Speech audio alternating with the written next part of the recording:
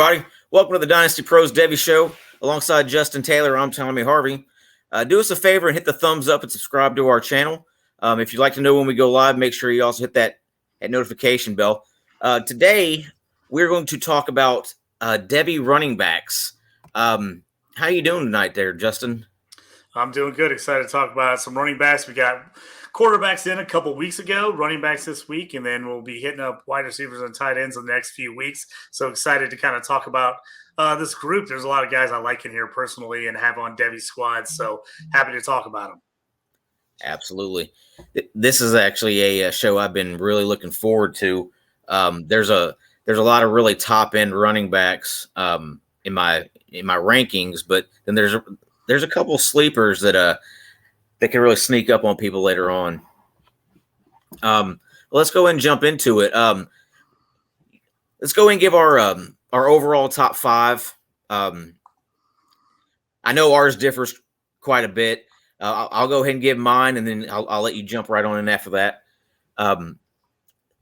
My top five, I got Nicholas Singleton for Penn State, Travion Henderson out of Ohio State, Braylon Allen out of Wisconsin, Will Shipley out of Clemson, and Donovan Edwards out of Michigan.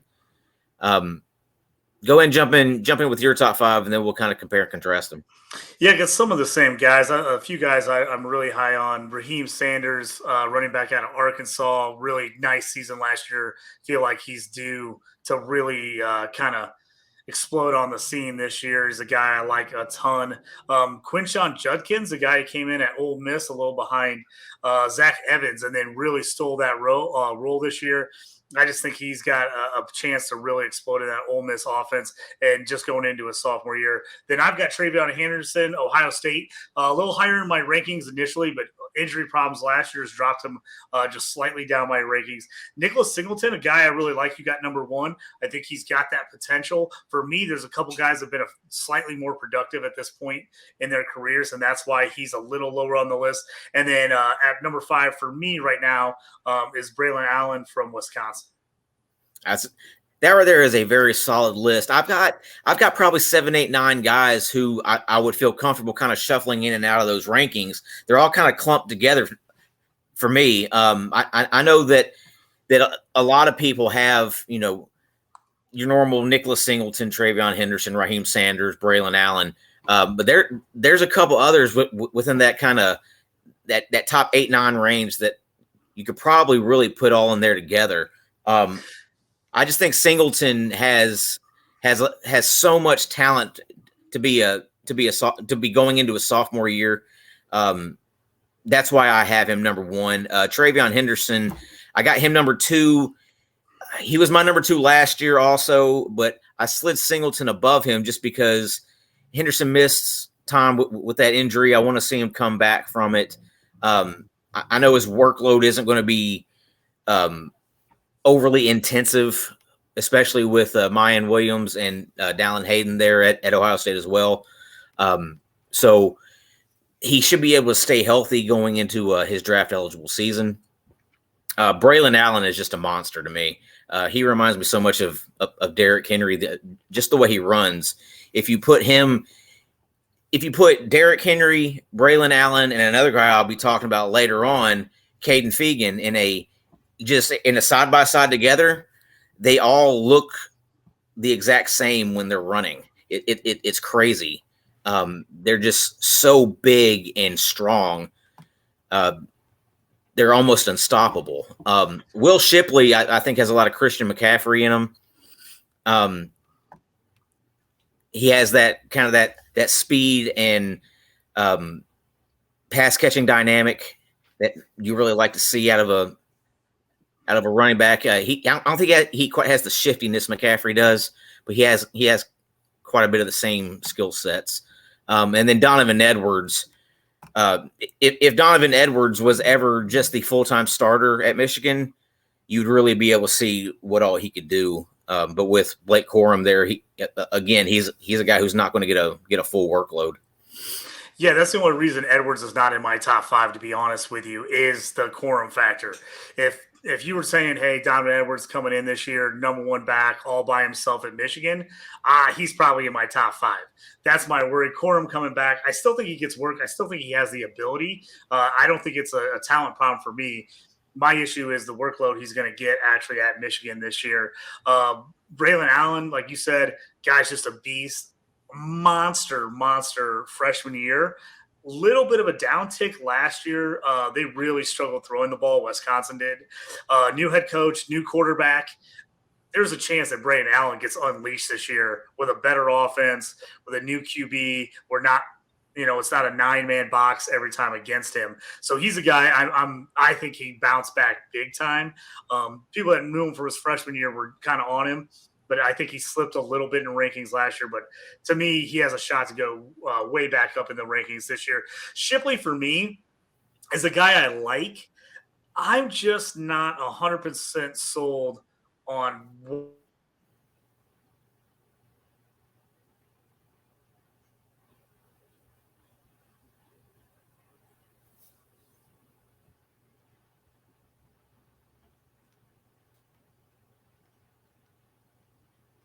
Oh, I think we may have lost JT there for a second.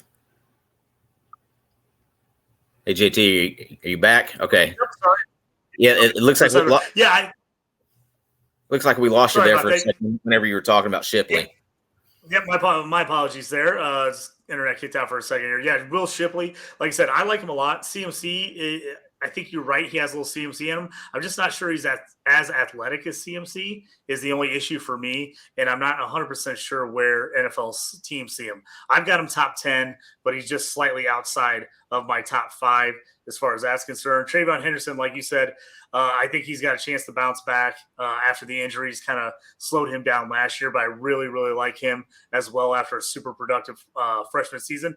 I just think Judkins, to me, he just really showed something last year with Zach Evans being there. He's still got a ton of time. I can't remember where he ranked in the nation in rushing, but it was pretty high up there. And he's going to have the backfield all to himself this year to start the year in a high-powered Ole Miss offense. I just think he's a guy that's going to shoot up draft boards. And then Raheim Sanders, Arkansas, the Rocket. He's got the build, the body size, everything you want to see in the NFL. And that's why I really like him. Hopefully they can get him worked into the passing game a little bit more so you can see him as a receiver. But, man, I really like his body size. I really like, what he brings to the table as far as speed, athleticism, and strength. Absolutely. Sanders is another guy. He is – I'll go into this a little bit later on. We're going to do a spotlight on Sanders a little bit later on in the show. But Rocket is a guy that really could be in my top 5. Like I said, I've got 7, 8, maybe even 9 guys who I could shuffle in and out of there, no issue. That right there is that kind of elite tier. From there, you have quite a bit of a drop off. But those 8, 9 guys I have there could all be in that top 5 range. Because I lump a lot of them all right in there together. Let's go ahead and move into our top 5 by class. 2024 guys, 2024 draft eligible guys. We've talked about a lot of these guys already. I've got TreVeyon Henderson, Braylon Allen, Will Shipley, Donovan Edwards, and Raheim Sanders. Again, they could all be kind of shuffled however you'd like. Those are my top 5. I know you've got a lot of the same guys there. Why don't you jump on in? Yep. Again, I got Sanders at the top with Henderson both up there. I got Braylon Allen as my third guy. Like I said, for the 2024 class, Edwards, you had him at number 4. I got him at 4 as well. One of the guys that sneaks in there for me, just slightly ahead of Shipley. Shipley's just outside my top 5 there. Is Trey Benson from Florida State. Guy really had a solid season last year for Florida State, and it was really most of his production came in really at the end of the year. He really, those last 5 or 6 games, started putting together. Jordan Travis, the quarterback, they were able to start, kind of working out together. And Benson kind of really stole that job, where at the beginning of the year, it was like him and 2 or 3 other guys. he really took over that job, and I think he goes in as a big time sleeper into this year for C2C. If you can get him in a C2C league, I think he's going to get you big time production. But I also think he's a guy that's going to start going up NFL draft boards this year. He's got the talent, he's got the ability, and now that he's finally getting the reps and he's actually getting in game time, he's a guy that's going super high up my board, and a guy that I've got on quite a few C2C and Devy teams. Yeah, towards the end of the season, they started giving him the bulk of the carries instead of Trayshawn Ward, and that actually caused Trayshawn Ward to actually transfer out to Kansas State. So, and he'll be taking over for what in that Deuce Vaughn role for Kansas State this coming year. So that'd be kind of interesting to see. Let's go and move on to 2025. I've got Singleton number 1, number 2. I got Quinshon Judkins of Ole Miss. Number 3, I got Branson Robinson out of Georgia. Number 4, I've got Trevor Etienne out of Florida. And number 5, it's probably going to shock a lot of people, I got Jaden Blue out of Texas. He didn't get a chance to really do anything last year. Of course, with Bijan and Roschon Johnson there, nobody was going to get to. Christopher Brooks is probably going to be the starter going into the season there at Texas, but they also have Blue, and then they also have the incoming freshman Cedric Baxter, who I think both are really, really good running backs. Yeah, I'm high on Baxter a lot. I like Blue. I think he's got an opportunity. I just think his Devy stock is taking a little bit of a hit with everything that's kind of going on. And I really like Baxter. And if there's a chance, if Baxter ends up beating him out, that's going to hurt his Devy stock and really increase Baxter's. We'll talk about him, just the next class. But yeah, I think, 1, 2, Judkins, Singleton, I think are right there for me and you both. We both had Branson Robinson for Georgia at 3. They were pretty productive at running back last year with not any really standout guys. Yep. I think Robinson has a shot to be the man for Georgia next year. So if he can get a bulk of the carries, I think he could shoot up Devy list big time. He's kind of a sleeper right now. People kind of been picking him at the later part of Devy leagues or C2C leagues, but man, he's got huge upside in that Georgia offense, especially new offensive coordinator, all things that they can do there. I think he's got a chance to really jump up the list. And then a guy, me and you both like Trevor Etienne. I definitely think he popped at Florida last year, so he's a guy I like. I had him at 5, you had him at 4, and a guy I really like that I kind of jumped on last year in C2C leagues was Damian Martinez out of Oregon State. Just good size, good ability, and Oregon State's kind of that sleeper school. I had a feeling that he was going to have a shot to get a lot of carries last year on a pretty good team. And, man, he crushed it down the stretch. I don't have my notes right in front of me, but he went like 6 or 7 straight games over 100 yards to finish off the season. I mean, he was just a beast down the stretch for them. They bring in some new quarterback play. I just think that's a kind of an up-and-coming sleeper team is that Oregon State team. And I think Martinez is one of the guys that kind of lead the way there. Oh, I 100% agree there. He kind of took that job late in the season from who was the running back there? Was it Fenwick? Yeah, Fenwick was the kind of the guy coming back. Was already the starter. I think he was a junior, and Martinez came in as a true freshman, and you just didn't know, man. When he got that starting job, he went over 100 every game once he started for Oregon State. And so I just think he's got a ton of upside. I agree. With Branson Robinson, I think a lot of the issue there is he going to get the carries to be able to showcase himself? Because not only do you have him there, but you also have Kendall Milton coming back. Andrew Paul will be healthy this year. Dejon Edwards is also coming back. And then they brought in another big-time freshman running back in Roderick Robinson II. So there's a lot of competition there at Georgia for carries. So we'll see what Branson Robinson can carve out for himself there. Yeah, I agree with you. I think he's the guy that's probably got the highest upside as far as being a stud in college and also making that leap to the NFL. But you're right. I mean, what kind of production is he going to see? What kind of carries is he going to see? I mean, they've got so much talent. And when you're in a place like Georgia, back-to-back national champions, you're bringing in studs everywhere. there's no reason to go out there and just wear a guy out. I mean, That's there's just no right. reason to do it. So he's the guy I would say I like more in Devy than I do in C2C, because I think he's going to have more Devy upside than he will, production wise necessary for the season. Because, they've got talent at wide receiver as well. So I just don't think this is a team that's just going to pound the rock like they kind of did a few seasons ago. Last 2 years, opened it up a little bit more with Bennett at QB, and they've got some studs at QB coming in too. So it's going to be tough on that Georgia team to see anybody outside of Brock Bowers that's going to just get, loads of work. Yep, that's 100% true. I mean, they brought in Ra Thomas and Dominic Lovett out of the transfer portal. They still have Brock Bowers. They have Oscar Delp over there at tight end as well. They're going to be pretty sick. Carson Beck is most likely going to be that starting quarterback there, and he's probably in for a big time season.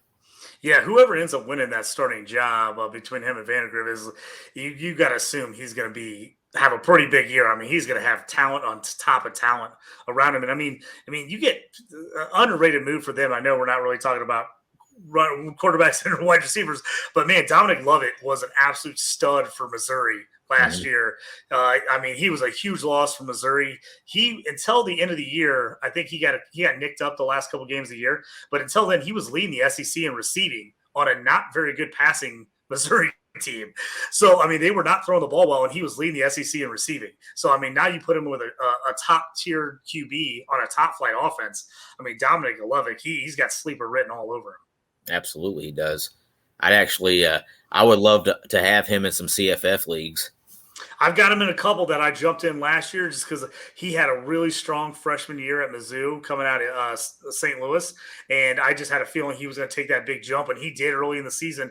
And like I said, even with very average QB play by Mizzou, he had a great start. I think he's just going to be a beast in CFF leagues this year for sure. That's awesome. We'll get around to wide receivers a little bit more next episode. Let's go ahead and move on into our 2026 guys here. I know a lot of these are probably going to be very similar. I've got Cedric Baxter out of Texas, my number one. My number two is Reuben Owens out of A&M. My number three is Roderick Robinson II out of Georgia. Number four is Justice Haynes out of Alabama. And my number five guy is Jeremiah Love out of Notre Dame. I've watched a little bit of his film, and he looks so dynamic to me, Jeremiah Love. I know a lot of people kind of have him a little bit lower, probably more towards the 8, 9, 10 range. But I was very comfortable with putting him in my top five. Yeah, I've got basically a similar list. I mean, I've got Baxter, Owens, 1, 2. I actually just have Haynes and Robinson flipped there. I've got Haynes 3, Robinson 4, just because I think Haynes might have a shot to have a little more go as a freshman than Robinson does. And then I actually slid in with a guy that I think has a shot to get some pretty good playing time at USC this year, and that's Quentin Joyner. They don't have anybody coming back that's like the clear-cut number one starter at USC. And again, another team like Georgia that's just loaded with talent everywhere. If he's a guy that gets a shot to play, he can show some big things and kind of jump up lists. But I think you're right. I mean, anywhere between, 1, 2, 3, that top 10, it really, especially when you talk about incoming freshmen, man, those guys can really do movement at about any time, kind of jumping around there. Well, who had Quinshon Judkins in their top five to start the year last year? Exactly. You just never know how a guy's going to hit. Yeah, absolutely. Matter of fact, Ole Miss is even bringing in another guy who is going to be pretty good. Kedrick Riscano. He was another signee of theirs for this incoming class, and he's going to be a really good running back there, I think. Yeah, we got a comment here from Cody Fulden. Said, would you avoid a committee like backfield and C2C? That's a toughie.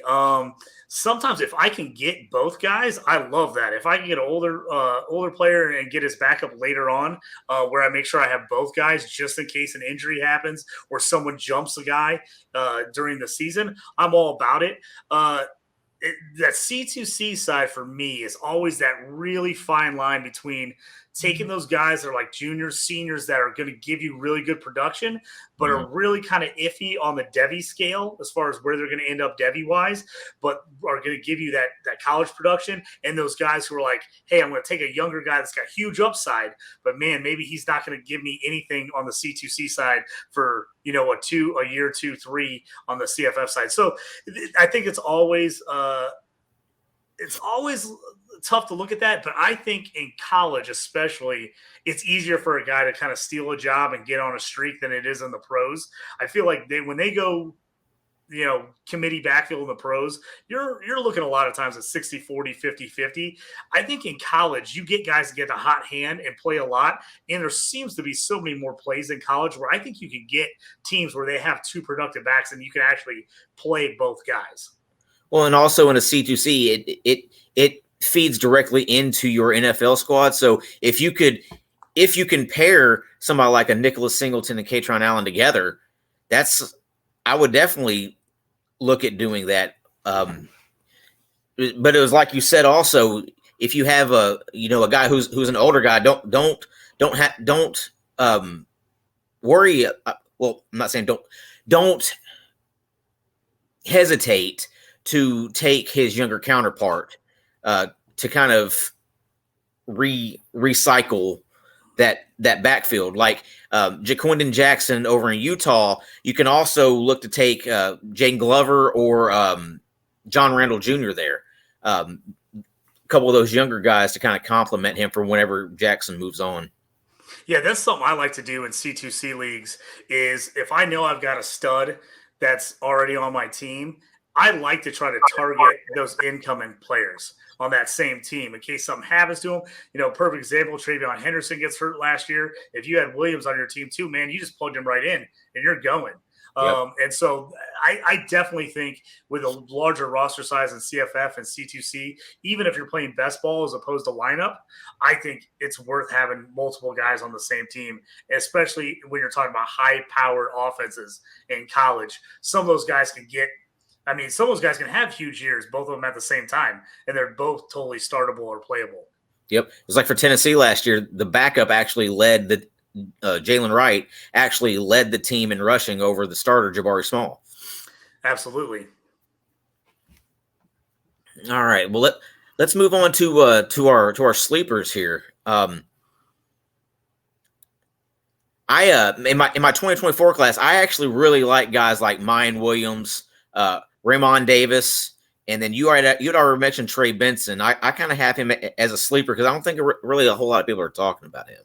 Yeah, I think he's a total sleeper at this point. Like I said, he's been on my radar because I have him on a couple teams already, and he really just exploded near the end of last year. And I just feel like that Florida State team is going to be massively improved. You saw them skyrocket at the end of last year. They looked really good down the stretch, and he kind of stole that job.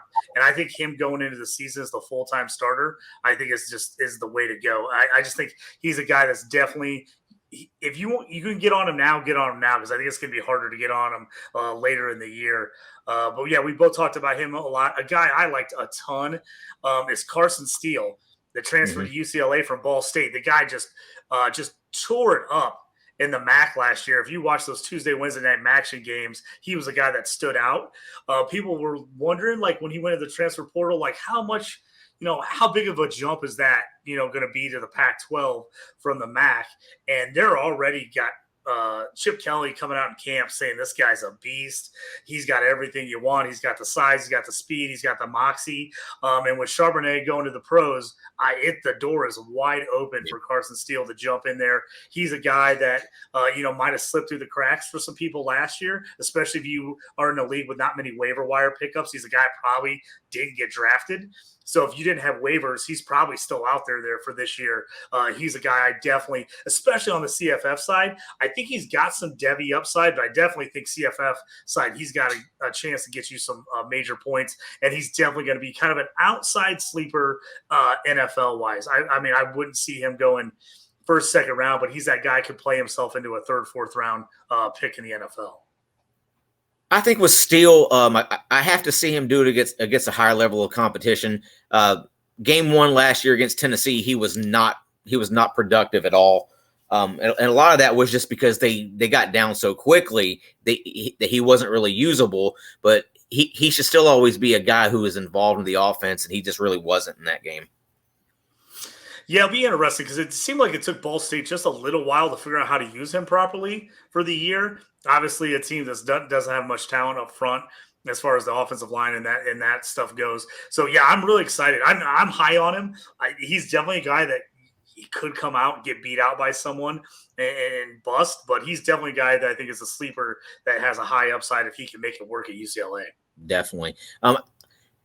I'd mentioned Mayan Williams. I was surprised he didn't come out in this year's draft. Next year's draft seems kind of loaded to me, whereas this year's draft, he probably could have slid in there as the number 3 guy.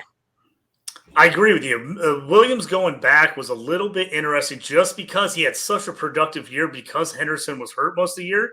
He goes back in, and now all of a sudden you think these guys, what if they go 50-50 timeshare, him and Henderson? So not only that, you got Dallin Hayden there as well. Exactly. Does that hurt his stock that he's not as productive? Do the guys like him still because they saw that he was productive as a workhorse the year before? So I never fault a kid from coming back to school and doing that. But man, yeah, it felt like last year was the year. If he was going to jump, last year was the year to jump for him. Yeah, because he definitely has the talent to do it. I would have actually probably put him and Charbonnet right up there together this year. Yeah, I agree with you. I mean, there's so many of those guys that are kind of – this is a perfect year where you got so many guys who are like late second round, maybe third, fourth round picks. Just a handful of guys. You're looking at, 4 to 12 at the RBs going into the draft this year that are pretty much interchangeable depending on where they end up getting drafted, what teams covet. Do they want a guy that's faster? Do they want a guy with a little more size? Those guys, I just feel like we're going to see it go all over the place. And I think Williams could have been right in that mix, like you say. Absolutely. Another guy I had mentioned who I think who was going to have a really big year this year is Ray Davis for Kentucky, the transfer from Vanderbilt. He was really, really good at Vanderbilt, and nobody is ever any good at Vanderbilt. So that actually showed me he has real good talent. Now he's moving over to an actual decent program to where he can showcase his skills a little bit more. Not only that, he has a quarterback there now in Devin Leary, who transferred from NC State, who can actually get the ball to wide receivers, unlike Will Levis. Will Levis was terrible. I don't understand why. 100%. I don't understand why. Yeah, I don't understand the Will Levis love at all. Because Levis had receivers last year that were not utilized at all. Berrien Brown, Dane Key, who's the other? Travion Randolph. Yeah, and I mean Robinson. Yeah, and people will talk about it all the time. They're like, "Well, he was at Kentucky. He didn't have a lot of talent around him." I'm like, "Did people watch Kentucky?" Yeah, Kentucky had a lot of talent. A lot of those guys they actually have a ton of talent. Yep. And he just didn't make the plays. I just couldn't believe the excuses people were making for him and not making for other QBs. And I was like, there's other guys who had way less talent around than him and put up way better numbers. So that's something that I've not understood. I think Leary goes there and has a really good season. I mean, he was coming in with a lot of hype last year at NC State, kind of got banged up for the year, couldn't stay healthy, but he has a chance to go in there in Kentucky and really do something. As they've gotten some pretty decent recruiting classes in the SEC the last couple of years. Absolutely, and they brought Liam Cohen back to be their offensive coordinator. He was there a couple of years ago with Levis when Levis actually had a decent season. Was not there last year. Levis tanked, but for some reason being talked, as a top 5 pick, and now he's back again this year. I think Devin Leary is in for a big year. I think Raymond Davis is in for a big year, and I think those 3 receivers are in for big years too. And a guy I'll bring up as a sleeper, and believe me, this hurts me right here as a Mizzou fan, but Devin Neal from Kansas, man, he showed a lot last year. He's a guy who's got a ton of upside. C2C CFF leagues, he's going to be a just point scorer next year for you on that high-powered offense for Kansas. And I just think he's a guy that I could see if he puts together another really solid year like he did last year, I could see NFL scouts really starting to take a look at him and seeing how high he could jump up the draft board. Yeah, that's something you normally don't say about Kansas, but they got a really good quarterback coming back too.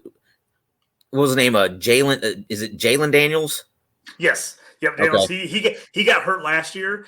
They were absolutely playing lights out when he got hurt. He came back at the end of the season. Just wasn't quite as smooth, obviously coming back from injury. But yeah, like I said, pains me to say as a Mizzou fan and a KU hater, but they actually put together a pretty good season last year, and they've got a shot to be pretty good next year in the Big 12. That's for sure. Yep, most definitely. Now our 2025 sleepers. I know me and you both have Katron Allen in there. We both mentioned Damian Martinez. I also have Roman Hemby out of Maryland in there. I'm actually going kind of really Big Ten heavy with all these running backs. Honestly, you got the Ohio State guys. You got Singleton and Allen out of Penn State. Roman Hemby out of Maryland. There's the Big Ten has a ton of running backs. Blake Corum and Donovan Edwards and Katron Allen last year as a freshman was really underrated whenever you go back and really look at it. Singleton was the guy who got all the hype and all the love there, but Katron Allen had just as good of a season as what Singleton did. Yeah, he looked great. And like you said, man, running back fertile ground in the Big Ten this year. They were good last year, and there's a ton of good guys coming up this year. Illinois lost Chase Brown, who was a CFF darling. We'll see where he goes in the NFL draft, but they've got some studs behind him coming up. And you know how Illinois, Brett Bielema, he loves to pound the rock. Yep. And so if you're in a CSF league, I would start looking at some of those Illinois running backs. So McCarthy last year, a big dude, 6'2", 240, sophomore. He got injured like second, third game last year, knee injury. They basically sat him the rest of the year and redshirted him. They said there's no reason to bring him back. Don't want to take an injury. He comes in as a big stud. They got a couple freshmen come in there huge. I would – if you're looking later rounds, look at some of these Big Ten teams, some of their starting running backs and some guys you can take a flyer on because, man, there is a lot of good RBs in the Big Ten this year. Absolutely there are. You also have a Jaden Ott on here as one of your sleepers. Jaden Ott really exploded last season out of Cal. And then they brought in a couple transfers as well to kind of reinforce that running back room. I kind of wonder how much of the load is going to be carried by Ott this season. Yeah, that's going to be kind of, I think, the real question for him is part of the reason a lot of people liked him coming in last year was the opportunity to play. People thought he was going to get an opportunity with not a lot of backs there at California. He got in there and he played a ton and he played well. He bounced it a lot, used his speed more than anything else. And that's the question going forward for him, especially Devy purposes. Is he a guy that stays as the number one and gives you 2-3 stellar years of production? Or does he kind of tail off a bit because he gets, some more talented guys in there to kind of challenge him for that starting role? So that's why he's a sleeper for me. Definitely great season last year. If he can build on that this year in his sophomore year, sky's the limit for him. But that's, like you said, a couple of transfers coming in. See how things work. Cal wasn't very good last year. He was kind of one of the only bright spots for them. So he's one of those guys I'm keeping an eye on for sure, because if he proves it again this next year, I think he moves up Devy boards big time. I definitely agree there. But with them bringing in Byron Cardwell out of Oregon and Justin Williams-Thomas out of Tennessee, those two guys are really going to push for carries, especially Cardwell. Justin Williams-Thomas kind of had a little bit of an issue holding on to the ball last season when he was in Knoxville, but that kind of led him to kind of get passed up. But he has talent as well, and if he can get on the field, I think he actually may be the most talented running back there. Yeah, Cardwell was a guy that, really high-end recruit for Oregon. People were expecting kind of big things out of him. He never really could totally carve out a niche there in Oregon, and he kind of moves along. So that's what I'm saying. I think it's a big season for him. If those guys kind of overtake him, and then you start looking at him, you're like, well, maybe he was a product of like just the fact that he got a ton of carries and nobody really pushed him. If he somehow beats out both those guys and has another stellar year ahead of them, that's where I think his stock starts rising up on the Devy list. But he's definitely a guy that I'm keeping a close eye on because, again, like you said, if he gets beat out, then you start wondering, like, was it as much of a talent thing or it was more of a, hey, he just had opportunities and that's why he had such a good year as a freshman? Sure. The guy I mentioned a few minutes ago, Roman Hemby, he was a freshman last year, and he wasn't even the most highly touted freshman that they brought in. That was Ramon Brown, and Brown didn't see hardly any playing time last year, whereas Hemby just took that job and ran with it. I'm always a fan of guys that come in and that are slightly the underrated guy, and then they just absolutely steal the job and dominate it. To me, that just shows a lot for me. That's showing a coaching staff trusts a guy. It's saying that maybe his rating was as high as it should have been. Maybe he played at a smaller school. Maybe, for whatever, any number of reasons, he wasn't rated as highly. But when I see a guy come in that with a chip on his shoulder and he just steals a job like that, those are the guys I want to keep my eye on. Because those are the guys I feel like can just keep grinding away, working hard, and then those guys just keep improving year after year in college. And then those are the guys, by the time they get to the NFL ready, they're ready to grind it. They're ready for the work that it takes to make it in the NFL. Yeah, and Maryland actually has a really dynamic offense. They got a Talia Tagovailoa to his brother there. Caden Prather the wide receiver transfer from West Virginia, is going to have a big year, I think, too. They brought in a tight end transfer out of Memphis, Corey Dykes. So that's going to be a really, really dynamic offense, I think, and they're all going to put up some pretty big numbers. Yeah, I think Maryland they're just one of those classic teams that get lost in the mix in the Big Ten. People just kind of don't think about them from year to year. They're kind of almost like a Rutgers. They're kind of like an afterthought. But I think you're right. I think they're going to compete. They're going to shock some people this year. They got a lot of I think they got a lot of experience last year. Tua's brother got a lot of experience. All those guys got a lot of playing time. They had some great games and they had some kind of iffy games throughout the year. But I think they're definitely a sleeper team. And there's some guys, like you said, I think in CFF leagues, you could steal some of those guys big time because that's just a team that people aren't looking at. People are maybe looking at the third, fourth running back from Georgia or Alabama. They're not thinking about guys that are going to get full on playing time at Maryland and on an offense that's going to put up points. Yep. Absolutely. Let's go and get into our incoming freshman running backs who we think are some sleepers. I think both of us listed Caleb Jackson out of LSU as one of them. I actually really, really like him. And LSU does not have an overly impressive running back room. I think he could actually carve out a role for himself as a freshman. I agree 100% with you. He's a guy that was knocked, banged around, like didn't play his senior year. Unreal stats as a junior, over 2,000 yards rushing. I think most people have him in their top 10. I think he'd be closer to the top 5 if he would have played last year. So I definitely think he's a guy that's a little bit under the radar because of that. And like you said, a lot of opportunity at LSU. There is just no one there right now. You say, I think that guy's going to win the job. So he's going to go in there. If he's fully healthy, he's going to get a chance. He's going to get a shot. And if he, performs even solidly, I mean, he doesn't have to be the number one all year, but if he plays pretty well when he's in there, I could see his stock going up big time as well. Most definitely. Another guy I have here is out of South Carolina, Dontavius Braswell. With them losing Marshawn Lloyd, I don't really see them having a whole lot at that running back position, other than maybe a couple guys who got some time last year, but not a whole lot. And then you bring in a 4-star running back like Braswell.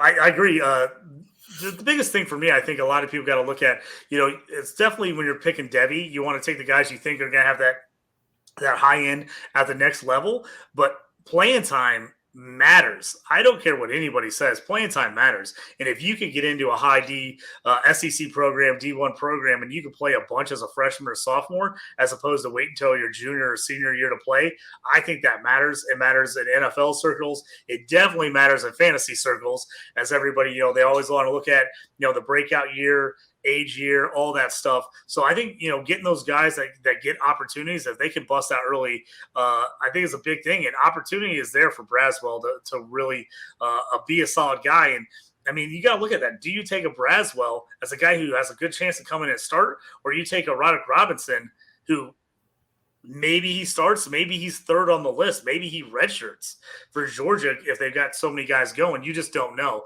So, it's a little bit depends on this Devy scene, how much risk versus reward do you want to take? And I think sometimes some of these guys at some of these other schools that are going to have opportunities get overlooked a little bit.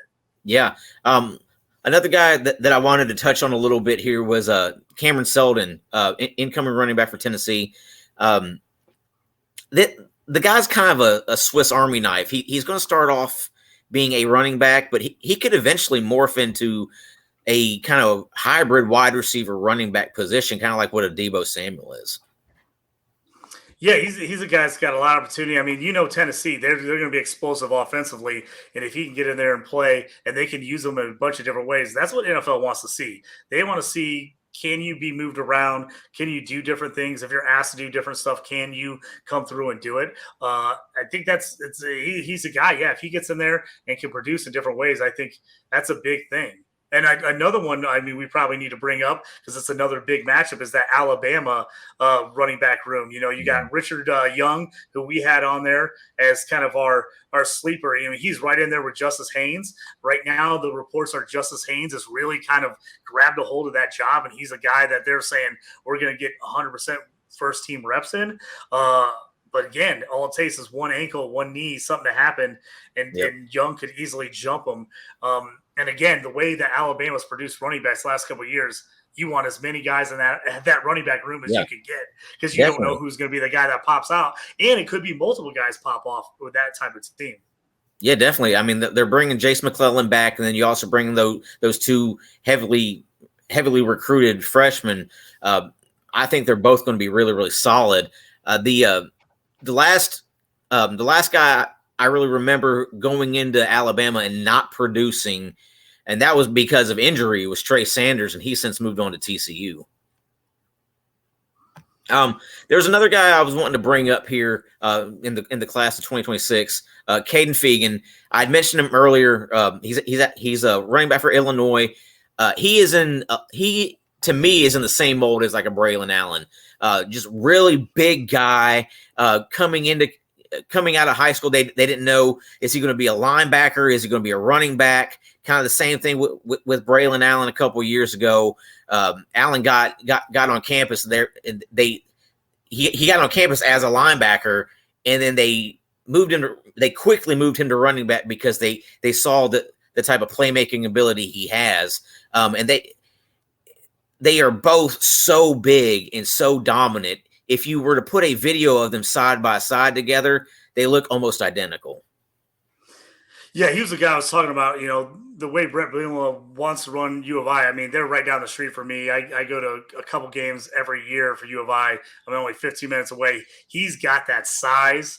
Like you said, that Braylon Allen size that Brett Bielema just absolutely loves. I mean, if you go into the season right now looking at, the roster for them, as it sits in the preseason, they got Josh McCray, like I said, going in his junior year, another huge specimen. Reggie Love, a guy got some good PT last year. But then you got Fegan, right there in the mix, all guys.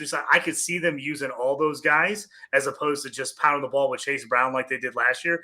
But Fegan's a guy, like I said, I think he's got some big-time upside, just his size, his ability. And like I said, a guy who a lot of people are not going to think about this year as far as CFF goes in Devy circles is Josh McCray, just because of the injury last year. 6'1", 235. I mean, the guy's a beast, and he was really, really good as a freshman. But like I said, a knee injury last year made him sit out the whole season. So again, that's another team that I always tell people: look at these teams that want to pound the rock. and look what they got at running back, because there's a chance those guys are going to get opportunities, and if they get opportunities, they're going to get looks. At the Devy side as well as the CFF side. Illinois is one of those teams I always want to look at who they have at running back, because with Bielema at the helm, they're gonna run the ball. Yeah, absolutely. Couple other guys that they're kind of worth mentioning here in that 2026 draft eligible range. Kedrick Riscano, mentioned him earlier for Ole Miss, and then Trayon Webb for Florida.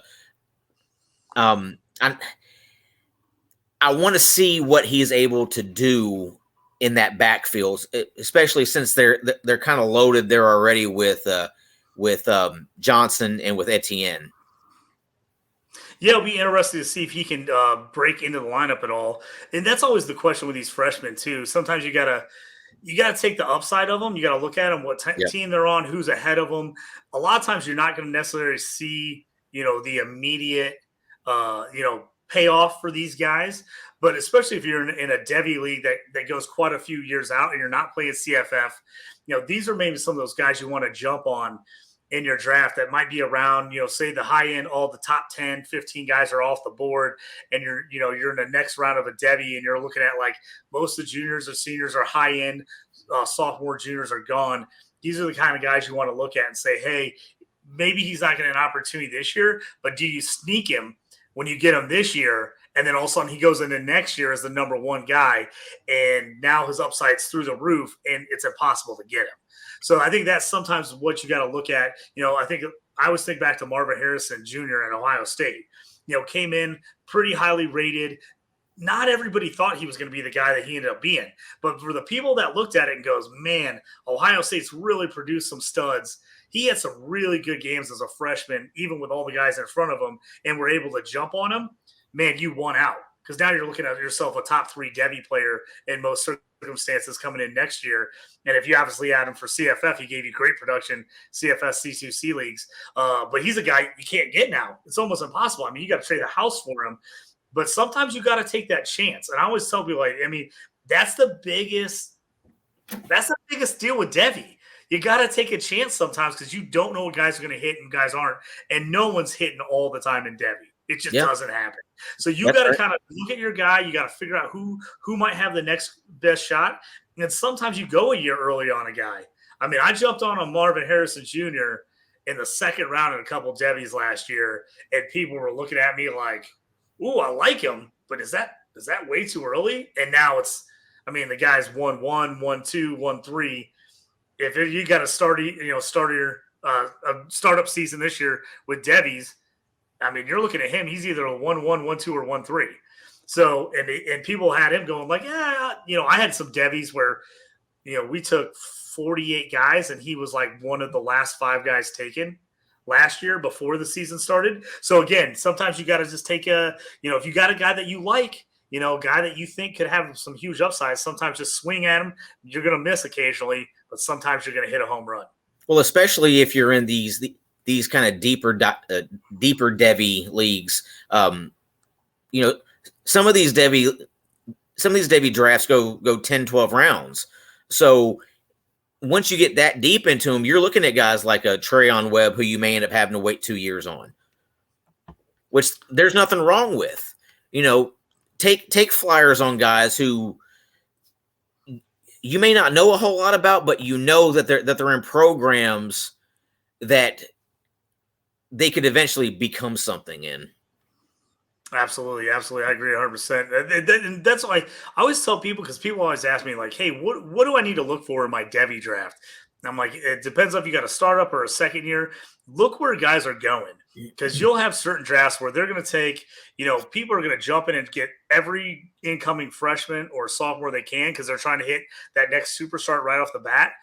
And so you got to fill that out where you're picking. If you can get a high-end guy and you can get a Cedric Baxter, real early, it's worth a shot. If you can't get one of those guys, then maybe you look at one of these other Big Ten teams where you say, hey, maybe I jump on a Josh McCray a little bit later in the draft, who, people probably didn't select last year and don't know much about, but he's a guy that's going to have a shot. He's a big guy, has a shot to be on a run-first offense. and what's been a highly productive running game for the last couple of years. So, I think it's just, you got to look at those things and kind of even out the production side from the upside. And I always try to go, right down the middle. I want to get guys that I know have a really long shot to make in the NFL, but I know they're going to be productive in college in my CFF. And then I want to take the other side. I want to take some of those Devy guys that are like, hey, man, they never hit for me. They don't, but man, if they do, it's going to be huge for me. And I'll take maybe a shot on a guy like that in a draft, maybe a year or two early before he hits, just to see if I can get a steal on him. Sure thing. Well, we're going to finish out the night with a Devy spotlight on Raheim Rocket Sanders out of Arkansas. Nicknamed the Rocket. He's the overall RB7 in my Devy rankings. But that doesn't mean he's not an elite. I have a cluster of about 9 running backs that I consider elite options in a Devy situation. And they could all be shuffled in a variety of different ways. He's a great combo of size and speed. He's about 6'2", 230. He's a really big guy. He'll run low 4.4s. And he's just built like a truck. He's built to be a 3-down running back in the NFL. He's a run finisher, plays with good physicality, bounces off defenders, but he's also really dangerous in space and can really make a move on somebody. I kind of question his route running and pass catching ability a little, but that's only because I haven't seen him involved in the pass game there in Arkansas. Just from what he's displayed, I know he's pretty proficient with screens. I just want to see Arkansas utilize him more with actual routes out of the backfield. I definitely see him being in the mix to be the RB1 in the 2024 draft class. But again, there's 4, 5, 6 other guys who could also be that way. It just kind of all depends on their season performance, health evals, and then the combine and pro day process. Yeah, like I said, he's a guy I absolutely love. I love that you decided to spotlight him on this episode. Like I said, I currently have him as my absolute all-time top 5 number 1 right now. I just think he's a guy, everybody got on the Bijan hype this year, which I think is totally deserved. He's great.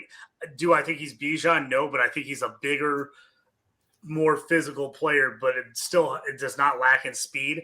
I think he's a guy that has a shot to be a real stud, a first-round pick possibly next year, late in the draft. I mean, you can talk about a guy coming off 1,500-yard season, 10 touchdowns, 28 catches, 270 yards, a couple of touchdowns through the air. Like you said, almost all that damage was drop-offs or screen passes because Arkansas doesn't typically set up many routes for their running backs. It's just not the way their offense works. But, I mean, you think if they can get him the same, if he comes back and he puts another 1,800-yard season together, 15, 18 touchdowns with an offense that should be a little more proficient next year, and then they can kind of work him in the passing game, I just see the hype train ready to roll on Twitter on this one. So he's just a guy that I just think has all the ability. The size is ridiculous. If he actually comes into the combine, comes in the combine, he actually is that 6'2", 235, and he runs something in the 4.4s or 4.5s, his speed score is going to be off the charts. I mean, it's going to be ridiculous, and people are going to just love that speed score, that RAS score. It'll be interesting to see what he does in those shuttles and drills. But, man, I'm excited already about him. I think he's going to have a great year, and I'm excited. It's going to do it for this week's show. For more content, head over to dynastyprosfootball.com. Thank you for tuning in. If you haven't done so already, hit that thumbs up and subscribe. For JT, I'm Tommy Harvey. We will see you next time. Nice.